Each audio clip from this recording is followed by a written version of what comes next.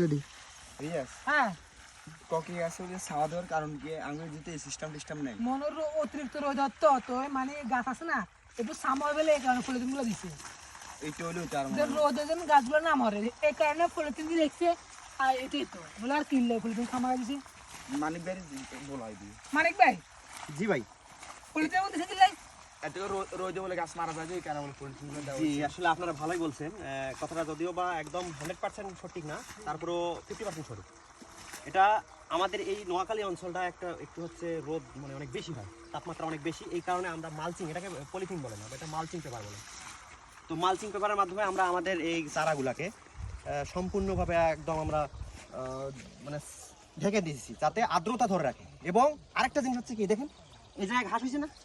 ঘাস না এগুলো এখানে ঘাস হয়নি কারণ কি কারণ হচ্ছে পলিথিনগুলোর জন্য মারা যাচ্ছে নিচে হিট স্ট্রোকে মারা যাচ্ছে এই কারণে ঘাসগুলো হতে পারতেছে না আবার আমাদের কি হচ্ছে এখানে লেবার কস্টিং কমে যাচ্ছে মানিক ভাই জি ভাই ও ফল এখানে তো ফুল আই গেছে ফল জি জি ভাই এটা বললাম না আসলে এটা আমাদের মানে হাইব্রিড জাত এটা হচ্ছে আমাদের বাবু জাতের পেঁপে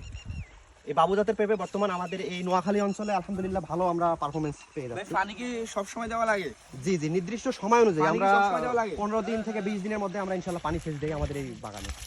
মানে সবসময় লাগে জি জি জি ভালো আর সুন্দর একটা পরিবেশ এবং কি খুব ভালো